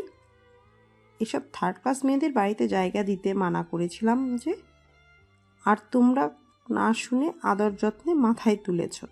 এখন বুঝো? তার কণ্ঠে বিষ, কথা বলার ভঙ্গি যেন নাফিসাকে ছিঁড়ে ফেলছে। বিলকিসারা বেগম সঙ্গে সঙ্গে রেগে বলে উঠল, সাবিহা, আর একটা বাজে কথা বলবে না। তোমার স্বভাব ঠিক করো। কেউ যদি ভদ্রভাবে কথা বলতে না পারে তবে চুপ করে থাকো। নাফিসার ওপর কোনো বাজে কথা প্রয়োগ করা চলবে না। তারপর শান্ত গলায় নাফিসার দিকে তাকিয়ে বলল, দিদি ভাই, তুমি কি ভয় পাচ্ছ? কেউ তোমাকে ভয় দেখিয়েছে কি চুপ করে থাকার জন্য? সবটা খুলে বলো আমাকে। বিলকিসারা বেগম তার মাথায় খুব আস্তে করে হাত বুলিয়ে দিল। নাফিসা আবারও মাথা নাড়ল। না, কেউ ভয় দেখায়নি। তখন বিলকিসারা জিজ্ঞাসা করলো, তাহলে বলো, তুমি কি কাউকে পছন্দ করো? যার বাচ্চা সে কে? এই প্রশ্নটা শুনে নাফিসার বুকটা যেন ধক করে উঠল। সাইমনের এখনো তো পরিবার জানে না, সে কিভাবে মুখ খুলবে, কাকে বলবে, কি বলবে? চোখের জলে ঝাপসা হয়ে গেল চারিপাশ। হঠাৎ করে তার ঠোঁট কাঁপতে কাঁপতে শব্দ বের হলো, এই সন্তান ডিএসপি সাহেবের, আমার হালা। মুহূর্তের মধ্যে পুরো ঘর নিস্তব্ধ, কেউ কথা বলতে পারছে না, কেউ শ্বাসও নিচ্ছে না যেন। আরিফ, রুষা, আফিয়া বেগম সবাই যেন আকাশ থেকে পড়ল। ঠিক ওই মুহূর্তে আফিয়া বেগমের মুখের রং বদলে গেল এক ঝটকায়। পরের সেকেন্ডে ঠাস। নাফিসার কথা সম্পূর্ণ না হওয়ার আগে গালে ঝড়ের মতো এক থাপ্পড়, তারপর আরেকটা ঠাস ঠাস ঠাস। থামার নাম নেই, নিজের সমস্ত রাগ উগরে দিচ্ছে। আফিয়া, নাফিসা, তুই কি বললি? ডিএসপি সাহেবের বাচ্চা? আমার খেয়ে, আমার পরে, আমার ছেলের ঘাড়ের উপর তোর নষ্টামি করা বাচ্চার দায় চাপাচ্ছিস? বেগমের কণ্ঠে শক এবং ক্রোধের মিশ্রণ। এবার আরিফ দৌড়ে এসে আফিয়া বেগমকে আটকালো। ফুপুমণি, থামো। ওর কথা কিছু করার আগে একটু শোনো তো। আফিয়া বেগম চোখ গরম করে আরিফের দিকে তাকালো। আমার ছেলেটাকে এখানে নিয়ে এসেছে, তার পড়াশোনার দায়িত্ব নিয়েছে, ভালোবাসা দিয়ে রেখেছে, আর সে, এই মেয়েটা, এত বড় মানুষের উপর দায় চাপাচ্ছে। যে ছেলে নিজের ছোট বোনের মতো করে ওকে আগলে রেখেছে, তার নামের উপর এমন দায় চাপাচ্ছে। ইমা বেগমের রং পাল্টে গেছে, চোখে মুখে ক্রোধ স্পষ্ট। রিশা নাফিসার দিকে তাকিয়ে দাঁড়ালো, চোখে বিষাদ আর হতাশার ছাপ। ছি, তোকে আমি আমার নিজের মতো করে দেখেছি, কিন্তু তুই কি বড় ভাইয়ের নামে এত বড় মিথ্যা অপবাদ দিচ্ছিস? একবারও তোদের বয়সের পার্থক্য দেখছিস না? যে মানুষটা তোকে এত আগলে রেখেছে তার নামে এভাবে বলা তোর সাহস কোথা থেকে পেলি? রুশনা একবার গভীর নিঃশ্বাস নিল, তারপর নাফিসার দিকে তাকিয়ে বলল, এই মেয়ে, আমি কি বলবো তোমাকে? বলার ভাষা খুঁজে পাচ্ছি না। তুমি কি বুঝছো? তুমি আমার এক ভাইকে পাগল করে দিচ্ছ, আর এক ভাইয়ের নামে মিথ্যা রটাচ্ছ। ছি ছি, তোমার কাছ থেকে এটা আশা করিনি। এভাবে আমাদের বিশ্বাস ভাঙছো। রাইমা চুপ করে দাঁড়িয়ে হাসছে, চোখে হাসির আভা। বাহ, অবাক হলে ওর অবস্থা দেখে এখন ভালোই লাগছে। সাবিয়া খালেদ ছোট ছোট চোখে নাফিসাকে খুঁটিয়ে খুঁটিয়ে দেখলো। এই মেয়ে, এবার প্রমাণ পেলে যে বাড়ির প্লেটে খায় সেই বাড়ির প্লেটে ফুটো করেছে। আমি আগেই বলেছিলাম এই ধরনের মেয়েরা বাড়িতে ঢুকলেই বিপদ হয়, কিন্তু সবাই নিজের মতো করে আদর যত্ন দিয়ে মাথায় তুলে দিয়েছে। এখন দেখো কি হলো, ছেলে নামের অপবাদ দিয়ে দিল। নাফিসা অবাক চোখে চারিপাশের মানুষগুলোর দিকে তাকাচ্ছে। আগে যারা ভালোবাসতো, যারা বিশ্বাস করতো, এখনও কি বিশ্বাস আছে তার উপর? এই মানুষগুলো এখন তার কথা না শুনে তাকে দোষারোপ করছে। আফিয়া বেগমের দিকে তাকিয়ে সে আরো অবাক হলো। যে মানুষকে সে সবসময় আস্থা করতো, সে এতটা সহজে তাকে অবিশ্বাস করতে পারলো। সাবিয়া খালেদ আবারও কণ্ঠটা কড়া করে বলল, এই মেয়ে, এখনই বাড়ি থেকে বের করে দাও। নষ্ট মেয়ে কোথাকার, নষ্টামি করে বাচ্চা পেটে নিয়ে এসে বাড়ির ছেলেদের নামে দোষ দিচ্ছে। নাফিসা চুপচাপ মাথা নিচু করে চোখে জল মনে মনে বলছে। আফিয়া বেগম এবার চোখ বুজে নিজের রাগ নিয়ন্ত্রণ করে নাফিসার কাঁধে হাত রাখলেন, নরম স্বরে বললেন, সোনা, তুমি যেটা বলেছ সেটা মিথ্যা। কেউ তোমাকে এগুলো বলতে বলেছে বলো? আমি জানি তুমি ভয় পাচ্ছ, লজ্জা পাচ্ছ, কিন্তু তুমি একা নও। আমরা তোমার পাশে আছি। সবটা খুলে বলো, আমরা শুনবো। ভয় পেও না। নাফিসা কেঁপে ওঠা ঠোঁট দিয়ে শেষমেশ জোরে বলে উঠল, এই সন্তান ডিএসপি সাহেবের, সাইমনের। আমাদের বিয়ে হয়েছে, কোনো কলঙ্ক না এটা। প্লিজ কেউ অপবাদ দিবেন না। ঘরটা হঠাৎ নিস্তব্ধ। আরিফ, রুশনা, ইমা বেগম, রিশা, রাইমা, সাবিহা, বিলকিস, আরাফ, আফিয়া বেগম সবাই যেন আকাশ থেকে পড়ল। আফিয়া বেগমের চোখ থেকে রং উধাও, তার গলা কেঁপে উঠল, চোখে অদ্ভুত শখ। আর ঠিক ওই মুহূর্তে নাফিসার গালে ঠাস, একের পর এক থাপ্পড়, ঠাস ঠাস ঠাস। এই শব্দ যেন নিঃশ্বাস কেটে দিয়েছে। আরিফ চোখ বড় করে নাফিসার দিকে তাকিয়ে থাকলো, মনে হলো যেন পুরো বিশ্ব থেমে গেছে। রুশনা পাশে দাঁড়িয়ে হাত ধরে তাকে সামলাচ্ছে। আফিয়া বেগম তীব্র চোখে তাকিয়ে গর্জে উঠল, আমার তেহুর নামে আর একটা মিথ্যা অপবাদ দিবি না। নাফিসার দিকে সেই চোখে দৃষ্টি যেন আগুন ছুড়ে দিচ্ছে। শব্দের প্রতিটা অংশ ছিঁড়ে ফেলছে নাফিসার বুকের ভেতরটা। সাবিয়া খালেদ ঠোঁট বাঁকিয়ে নাফিসার দিকে তাকালো। মুখের ভঙ্গিটা বহুদিনের জমে থাকা বিদ্বেষ এখন বের করার সুযোগ পেয়েছে। এই মেয়েটা দেখেছ, কত বড় ধুরিবাজ। এখন আবার নতুন নাটক সাজাচ্ছে। বিয়ে করেছে নাকি? বাহ, বের করে দাও একে। আরো কত রকম অপবাদ দেবে বলা যায় না। তার কথায় ঘরটা আরো ভারী হয়ে গেল। নাফিসা নিঃশব্দে দাঁড়িয়ে আছে। চারিপাশের মানুষগুলো তাকে দেখে যেন ঘৃণা গিলে ফেলছে। ঠিক তখনই আফিয়া বেগম হঠাৎ উঠে দাঁড়ালেন, শব্দ না করে সিঁড়ি বেয়ে উপরের দিকে চলে গেলেন। ঘরের বাতাস যেন হঠাৎ জমে গেল। কেউ শব্দ করলো না, সবাই শুধু তাকিয়ে আছে নাফিসার দিকে। সেই দৃষ্টিতে ঘৃণা, সন্দেহ আর অবিশ্বাস ছাড়া আর কিছু নেই। নাফিসা থম মেরে দাঁড়িয়ে। মানুষগুলোকে সে আর চিনতে পারছে না। এরা কি সেই পরিবার যেখানে সে এতদিন থেকেছে, সবচেয়ে এত ভালোবাসা পেয়েছে? কিন্তু আজ তারা সবাই তার দিকে তাকাচ্ছে যেন সে কোনো নোংরা অপরাধী। নাফিসা ধীরে ধীরে হাত রাখলো নিজের পেটের উপর। তার ভিতরে যে ছোট্ট প্রাণটা আছে, তার অস্তিত্ব যেন আরো জোরে অনুভব হলো এই মুহূর্তে। চোখ ঝাপসা হয়ে গেল পানিতে। তোর বাবা শুধু হারিয়ে যায়, তোর মাকে ফেলে চলে যায় শুধু। দেখ না, তুই যে আমার পেটে এসেছিস, তোর অস্তিত্বটা আমার ভেতরে, কিন্তু সে জানার আগে সবাই আমায় দোষী বানিয়ে দিল। ধীরে ধীরে পানি টুপটুপ করে গড়িয়ে পড়ছে নাফিসার গাল বেয়ে। ঘরটা তাকে গিলে ফেলতে চাইছে মনে হচ্ছে। হঠাৎ ওপরতলা থেকে এক পায়ের থাপথাপ শব্দ। আফিয়া বেগম হাত ভরা লাগেজ নিয়ে নেমে এলেন, মুখে কঠোরতা। সোজা নাফিসার সামনে দাঁড়ালেন। তারপর কোনো পূর্বাভাস ছাড়া এক ঝটকায় নাফিসার হাত ধরে শক্ত করে টেনে তুললেন। বের হয়ে যায় এই বাড়ি থেকে, আর কখনো তোর এই মুখ দেখাবি না। নাফিসা হোঁচট খেলো। মাটি পায়ের তলায় থেকে সরে যাচ্ছে অনুভব করলো, কিন্তু আফিয়া বেগম টেনে ধরে রীতিমতো টেনে নিয়ে যাচ্ছে ওকে। ঘরের সবাই নিঃশব্দে দেখছে, কেউ কোনো কথা বলছে না, কারো চোখে দয়া নেই। সাবিয়া আর রাইমা ঠোঁটের কোণে মিষ্টি হাসি লুকাতে পারছে না, তাদের চোখে তৃপ্তির ঝিলিক। বহুদিনের শত্রুকে শেষ পর্যন্ত হারাতে পেরেছে রিশাদ। চোখ দুটো লাল হয়ে আছে, পানি পড়ছে টই টই করে। তার মন চাইছে নাফিসাকে বিশ্বাস করতে, কিন্তু তার প্রিয় ভাইয়ের নামে অভিযোগ যে সহ্য করতে পারছে না, এই দ্বন্দ্ব তাকে ভেতর থেকে ছিঁড়ে ফেলছে। আফিয়া বেগম প্রায় টেনে হিঁচড়ে নাফিসাকে বাড়ির দরজার দিকে নিয়ে যাচ্ছেন।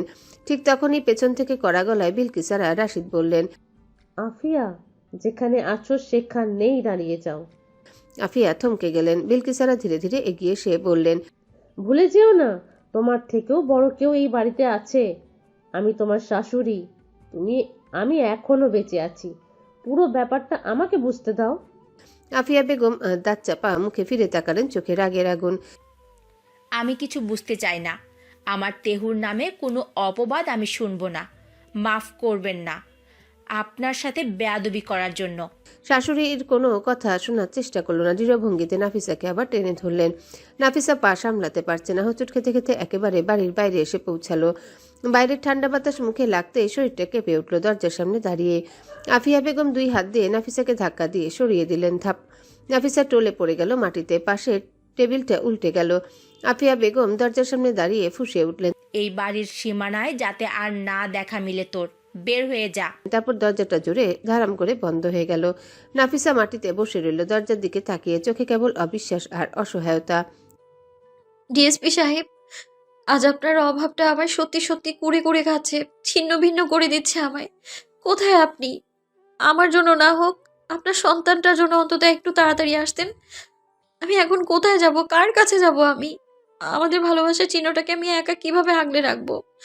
আপনার সন্তানের নাম নিয়ে সবাই নোংরা অপবাদ দিচ্ছে, তিরস্কার করছে, অথচ আমি একা একদম অসহায় হয়ে সব সহ্য করছি। আপনি থাকলে কেউ এতটুকু বলার সাহস পেত না। দয়া করে ফিরে আসুন ডিএসপি সাহেব, আপনার অভাব আমার বুকটা ফাঁকা করে দিচ্ছে। রাত প্রায় 12টার কাছাকাছি। চারিদিকে নিস্তব্ধতা। এমন ফাঁকা জায়গা যেন বহুদিন ধরে কেউ আসে না। শহরের ছবির মতো জায়গা হলেও এখন এদিকটায় মানুষ নেই বললেই চলে। মাঝে মধ্যে দূরে কোনো কুকুরের ডাক শোনা যায়, মাঝে মাঝে বাতাসে ভেসে আসে দীর্ঘশ্বাসের মতো হালকা একটা শব্দ। এক কোণে ছোট্ট একটা চায়ের দোকান। দোকানটা পুরো ভাঙাচোরা, অর্ধেক দরজা নড়বড়ে, ঝুলে আছে আধা আধি। সেখানে রাখা একটা কাঠের বেঞ্চের উপর নাফিসা বসে আছে নিঃশব্দে। শরীরের মধ্যে আর কোনো শক্তি নেই। অনেকক্ষণ ধরে কিছু খায়নি, কিছু পানও করেনি। পেটের ভিতর খালি, কিন্তু বুকের ভিতর ভরা ভয়, ব্যথা, অভিমান আর তার সন্তানের জন্য নিজের ভিতরকার কাঁপুনি। এভাবে হেঁটে হেঁটে কখন এখানে এসে পড়েছে সে নিজেও বুঝতে পারেনি। এটা কোন জায়গা তার কোনো ধারণা নেই। শুধু জানে সে একা, আর একা নয়, তার সাথে আরেকজন আছে তার ভেতরে। সে শুধু নিজের জন্য না, তার সন্তানটিকে নিয়ে অজানা অন্ধকারে ঘুরে বেড়াচ্ছে। রাত যত বাড়ছে তত জায়গাটা আরো নিস্তব্ধ হয়ে উঠছে। দোকানের সামনে লাগানো হলুদ বাতিটা মাঝে মাঝে টিমটিম করে নিভে যাচ্ছে, আবার জ্বলছে। সে আলোয় নাফিসার চোখের নিচের কালো দাগ, টলমল করা ঠোঁট আর ভেজা গালগুলো আরো স্পষ্ট হয়ে যাচ্ছে। হঠাৎ পাশের ড্রেন থেকে একটা তীব্র বাজে গন্ধ ভেসে এলো। গন্ধটা তো খারাপ যে নাফিসার মুখে হাত চেপে রাখতেই পারল না। গড়গড় করে বমি করে দিল। শরীর কাহিল হয়ে গেল, আরো মাথা ঘুরছে, চোখ ধাঁধিয়ে যাচ্ছে। এখন কোথায় যাব? কি করব? বারবার নিজের ভেতরে প্রশ্ন করছে সে, কিন্তু কোনো উত্তর নেই। চারিদিকে শুধু অন্ধকার আর ঠান্ডা বাতাস। তার কাছে নেই ফোন, নেই টাকা যে কারোর সাথে যোগাযোগ করবে। আর সবচেয়ে বড় ব্যথা, এই নির্জন রাতে সে একা নয়। তার শরীরের ভেতর ডিএসপি সাহেবের সন্তান। সেই সন্তানের প্রতি ভাবতেই বুকটা কেঁপে ওঠে। আপনি কোথায়? আপনার সন্তানকে কেন এত কষ্ট সহ্য করতে হচ্ছে? আকাশের দিকে তাকিয়ে থাকলো নাফিসা। চোখ বেয়ে পানি পড়তে লাগলো। ঠিক তখনই কাছে কয়েকজন লোকের পায়ের শব্দ। সামনের অন্ধকার ফুঁড়ে 3-4 জন লোক এগিয়ে এলো। একজন মাঝবয়সী, চোখে অদ্ভুত নজর। সে খুব কাছে এসে দাঁড়ানো মাত্র নাফিসার বুক ধরফর করতে লাগলো। লোকটা একটু হেসে জিজ্ঞাসা করলো, আপনি কি নতুন? মানে হারাই গেছেন নাকি আপা? চলেন ঠিকানা দেন, পৌঁছে দেই। অনেকক্ষণ ধরে খেয়াল করছি আপনাকে। লোকটার লুঙ্গিটা তোলা অর্ধেক, হাঁটুর উপরে গায়ে ময়লা শার্ট, দাঁতে চুনের দাগ। অদ্ভুত দৃষ্টিতে তাকিয়ে আছে নাফিসা। সারা শরীর শিরশির করে উঠল। এবার পিছন দিক থেকে আরেকজন এসে দাঁড়ালো, আরেকজন বেঞ্চের ঠিক পাশে। আরেকজন চায়ের দোকানের অন্ধকার অংশ থেকে বের হয়ে সামনে এসে চোখ সরু করে তাকালো। চারিদিকে লোক, কিন্তু ভালো মানুষ না, চোখ দেখে বোঝা যাচ্ছে। প্রথম লোকটা এগিয়ে এসে বলল, চলেন আপা, ভয় পাচ্ছেন নাকি? আমি আসি তো। তার গলায় নোংরা সুর। নাফিসা ধীরে করে মাথা নেড়ে বলল, না, আমি ঠিক আছি। কেউ আসছে। কি আছে? এত রাতে কে আসবে? লোকটা হো হো করে হেসে উঠল। তারপর আরেকজন বলল, চলেন আপা, আমাদের গাড়ি আছে, ওঠেন। এবার সে হাত বাড়িয়ে নাফিসার হাত ধরে টানতে চেষ্টা করলো। নাফিসা কেঁপে উঠল, হাতটা সরিয়ে নিল। তার গলা শুকিয়ে গেছে, কথা বেরোচ্ছে না, শুধু না না বলতে পারছে। মাঝখানের লোকটা চোখ পাকিয়ে বলল, এই জায়গা ভালো না আপা, এত রাতে আপনি একা ঠিক না। চলেন গাড়িতে উঠেন। সুন্দরী মায়া, এত রাতে একলা থাকেন নাকি? তার কথা শেষ হওয়ার আগে সবাই একসাথে কাছে আসতে শুরু করলো। একজন বলল, দেখেন তো বাচ্চা মাচ্চা মুখ হারাইলেই মনে হয় ঘরে নিয়ে আসলে খারাপ কি? আরেকজন মুখের কাছে মুখ এনে ফিসফিস করলো। আপা এক মাইয়া দেখিয়া মনে নাই যে ভয় পাইতেছি, ওঠেন গাড়িতে। হঠাৎ একটা লোক চিৎকার করে উঠল। ওই দেরি করিস না, গাড়ি আন। নাফিসার বুকের ভিতরটা ধকধক করে বাজতে লাগলো, তার শ্বাস কেঁপে উঠলো। পেটের ভিতরে সন্তানটাকে দুই হাতে চেপে ধরে রাখলো যেন তাকে রক্ষা করতে পারে। একজন জোর করে তার হাত টেনে ধরলো। না চলেন, বেশি নাটক করবেন না, দেরি হইতাছে। না, ছেড়ে দিন, আমায় ছেড়ে দিন। নাফিসা ছটফট করতে লাগলো। আরেকজন এসে পেছন থেকে তার কাঁধ চেপে ধরলো। কেউ একজন বলল, গাড়িতে উঠাই দে, এই মায়া তো আর পাবা না, বুঝছিস? সবাই মিলে ঘেরাও করে ফেললো। একটা গাড়ি একটু দূরে দাঁড়ানো, হেডলাইট জ্বলে উঠলো। নাফিসার চোখের পানি ভয় হয়ে বের হলো। এভাবে নয়, এভাবে কিছু হতে পারে না, তার সন্তানের কিছু হতে পারে না। রাশিদ ভিল্লা সকাল 11:30। অন্য কোনো দিনের তুলনায় আজকে ভিল্লার বাতাসও যেন আচমকা ভারী হয়ে আছে। বারান্দার গাছগুলো ডালপালা পর্যন্ত নিস্তব্ধ। বাড়ির বিশাল হলরুমে যে প্রাঞ্চলতা থাকতো, কোথাও তার ছায়া নেই। যেন এই বাড়ির প্রতিটা দেয়াল, প্রতিটা জানালা, প্রতিটা ঘর আজকে থম মেরে দাঁড়িয়ে আছে কোনো অদৃশ্য ঝড়ের অপেক্ষায়। চুপচাপ পরিবেশে হঠাৎ বজ্রপাতের মতো ভেঙে গেল। ভিল্লার সামনে দরজা ধাক্কা মেরে ভেতরে ঢুকলো সাইফান। গতকালের ফ্লাইটটা হঠাৎ লেট হয়ে যাওয়ায় যাওয়া হয়নি তার। আর ফ্লাইট না হলে সে কখনোই বাড়ি ফেরা মানুষ নয়। বন্ধুরা জোর করছিল, তাই তাদের সঙ্গে এক বন্ধুর ফার্ম হাউসে রাতটা কাটিয়ে দেয়। ওখানে আড্ডা, গল্প, খাওয়া সবই চলছিল স্বাভাবিকভাবে। মনে বিন্দুমাত্র ধারণা ছিল না যে পরের দিন সকালে ঘুম ভাঙতে তার জগৎটা এমনভাবে পাল্টে যাবে। আজ সকালে ফ্লাইট ছিল জাপানের, কিন্তু ফোনটা বেজে উঠতে স্ক্রিনে দেখা গেল জারিন। প্রথমে কিছুই বুঝতে পারেনি, ভাবছিল হয়তো কোনো সাধারণ কথা, কিন্তু ফোন কানে দিতে জারিনের কাপা কণ্ঠ তাড়াহুড়ো করে কথা শুনে বুকটা ধপ করে নেমে গেল নিচে। জারিন আসলে খবরটা শুনছিল রিশার কাছ থেকে। রিশা আগের রাতে কি ঘটেছে, কে কি বলেছে সবই খুলে বলেছিল জারিনকে। আর জারিন আবার সবকিছু বলেছে সাইফানকে। কথাগুলো শোনার পর থেকে তার দম আটকে আসছিল। আর সরাসরি ড্রাইভ করতে করতে চলে এসেছে ভিল্লায়। চুল এলোমেলো, চোখ লাল, নিঃশ্বাস ভারী, শরীরে শুধু একটা 3/4 প্যান্ট, গায়ে কোনো জামা নেই। যেভাবে রাত কাটিয়েছে বন্ধুদের ফার্ম হাউসে, সেভাবে গাড়ি চালিয়ে চলে এসেছে ভোর না হতে। ভেতরে ঢুকতেই সে লাথি মেরে ধাক্কা দিল ডাইনিং রুমের গ্লাস সেন্টার টেবিলে। চাক চাক ঘর, ওটা মুহূর্তেই ভেঙে চুরমার হয়ে মেঝেতে পড়ে গেল। চারিদিকে কাচের টুকরো ছড়িয়ে গেল। তারপর পাশের ফুলদানিটা তুলে নিল। এক মুহূর্ত দেরি না করে সেটা ছুঁড়ে মারল দেয়ালের নিচে। ঠাং, ফুলদানিটা টুকরো টুকরো হয়ে ছড়িয়ে পড়ল। মেঝেতে পানির দাগ, ফুল সব এলোমেলো হয়ে গেল। সবাই কই? নিচে নামো, এখনই নামো। বাড়ি কেঁপে উঠল সাইফানের বজ্রকণ্ঠে। বিলকিসারা বেগম, রিশা, ইমা বেগম, রিদওয়ান, যারা যারা বাড়িতে ছিল সবাই ভয়ে শোকে অবাক হয়ে ছুটে ছুটে নিচে নেমে এলো। কেউই বুঝতে পারছে না কি হয়েছে। সবার মুখে মুখে আতঙ্ক। সবাই নিচে নামতে সাইফান সোজা হেঁটে গেল আফিয়া বেগমের দিকে। তিনি চুপচাপ দাঁড়িয়ে, চোখ লাল ফুলে গেছে, বোঝা যাচ্ছে রাত জেগে কেঁদেছেন। বহুদিনের জমে থাকা কষ্ট হৃদয় ভেঙে দিয়েছে। যে মেয়েকে নিজের মেয়ের মতো বড় করেছেন, তার মুখ থেকে নিজের আদরের ছেলে এমন অভিযোগ তার নিজের কাছে অসহনীয়। সাইফান গিয়ে দাঁড়ালো মায়ের সামনে। আম্মু, নাফু কই? আমি ওকে তোমার দায়িত্ব দিয়ে গিয়েছিলাম, ও কই? বলো, এখনই বলো। আফিয়া বেগম বুক সোজা করলো, মুখ শক্ত, কণ্ঠে বরফ।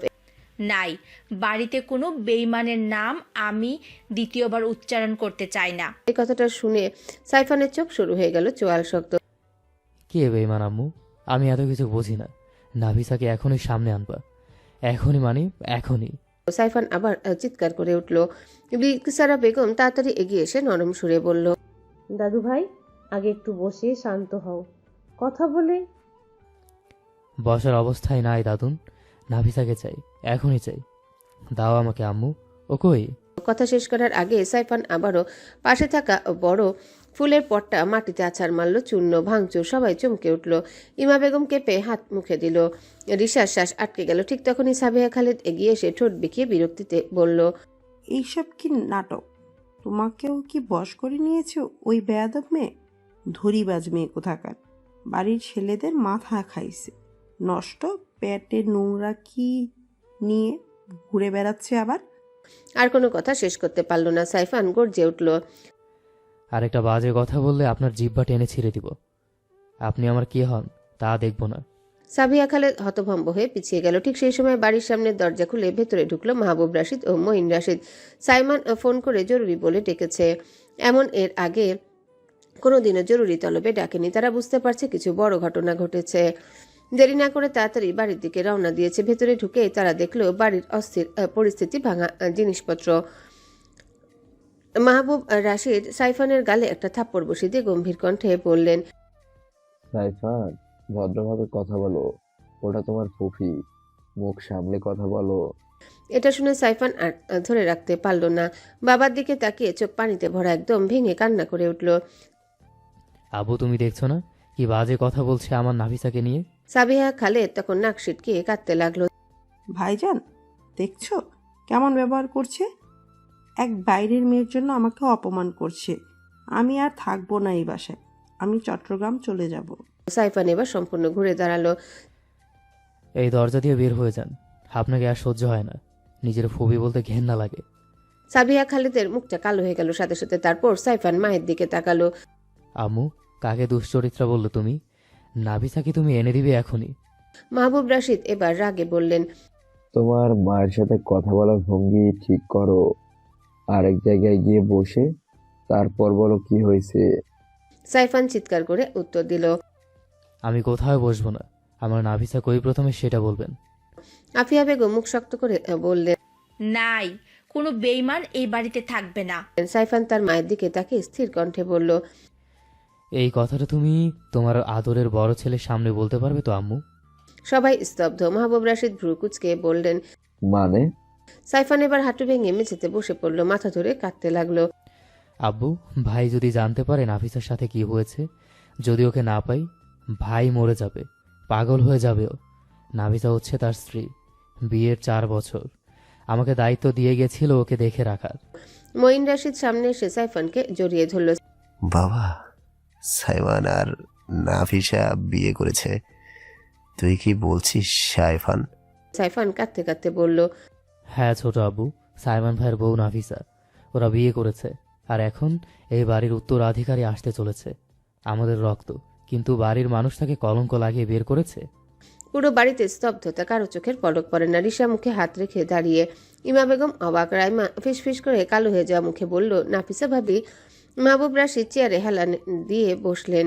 হঠাৎ মাথা ঘুরে উঠছে। রিদওয়ান নিঃশ্বাস আটকে তাকিয়ে। বিলকিসারা বেগমের চোখে আতঙ্ক, এবং আফিয়া বেগম, তার মুখের রং মুহূর্তে সাদা হয়ে গেল।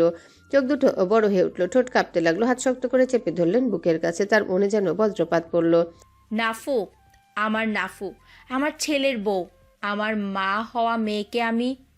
কথা আটকে গেল। হঠাৎ তার পা কাঁপতে লাগলো, দৃষ্টি ঝাপসা, মাথা ঘুরছে, ঘর যেন দুলে উঠছে তার কাছে। আমি জানতাম না আমি কেন এমন কথা বললাম।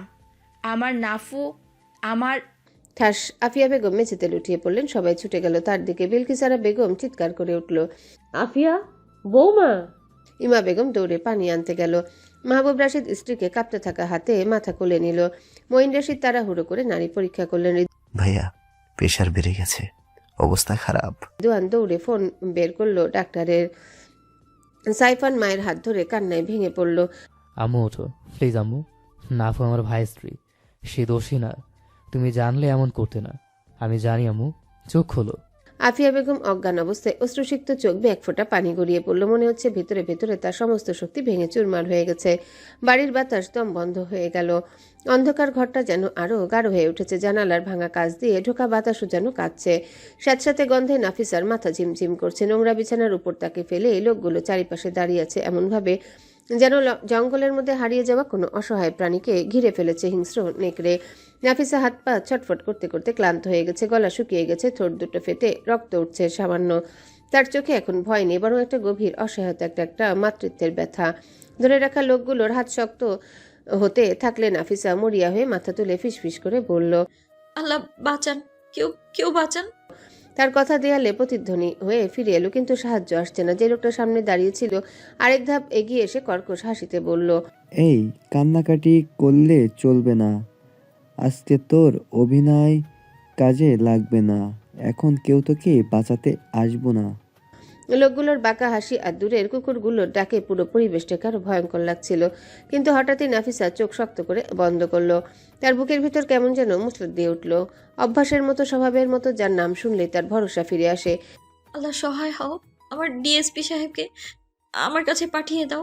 শ্বাস কাঁপতে কাঁপতে সে ধীরে ধীরে উপরের দিকে তাকানোর চেষ্টা করলো। ডিএসপি সাহেব, কোথায় আপনি? তার গলা ভেঙে যাচ্ছে, অশ্রু ঝরছে অসহায়ত্বে। আপনার পিচ্ছি পুতুল অনেক অসহায় ডিএসপি সাহেব, কোথায় আপনি? নাফিসা ভাঙা নিঃশ্বাস নিতে নিতে বলল, প্লিজ দয়া করুন, আমার বাচ্চা কিছুই বোঝে না, ও তো এখন এই দুনিয়ায় আসতে পারেনি।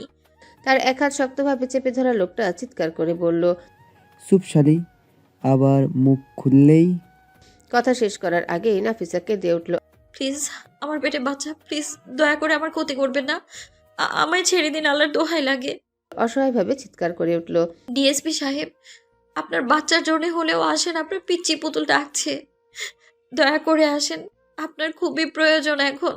অন্য লোকটা হেসে বলল, এই যে, কে রে তোর সাহেব? কে বাঁচাবে তোকে আর? একজন এগিয়ে এলো, হাতে নোংরা গামছা, চোখে কুৎসিত হাসি। আরেকজন দরজাটা ভেতর থেকে ঠাস করে বন্ধ করে দিল। ঘরটা অন্ধকারে ডুবে গেল আরো। নাফিসার নিঃশ্বাস আটকে আসছে, বুক ঢিপ ঢিপ করছে, কানও যেন ঝিমঝিম করছে ভয় আর দুর্বলতায়। প্লিজ এমন করবেন না। চোখ ভিজে গেল, অশ্রু ঝরে পড়লো তার কানের পাশে বিছানায়। চারজন ওর হাত পা ধরে আছে শক্ত করে, আর আরেকটা লোক নিজের শার্ট খুলে টান মেরে নাফিসার দিকে লালসার দৃষ্টিতে এগিয়ে গেল। হ্যালো বন্ধুরা, পরবর্তী পার্ট খুব তাড়াতাড়ি আসবে, তো সবাই অপেক্ষায় থাকো। আর চ্যানেলটি যারা এখনো সাবস্ক্রাইব করোনি তারা পরবর্তী পার্ট দেখার জন্য চ্যানেলটি সাবস্ক্রাইব করে রেখো। ধন্যবাদ সবাইকে, আমাদের সাথেই থেকো।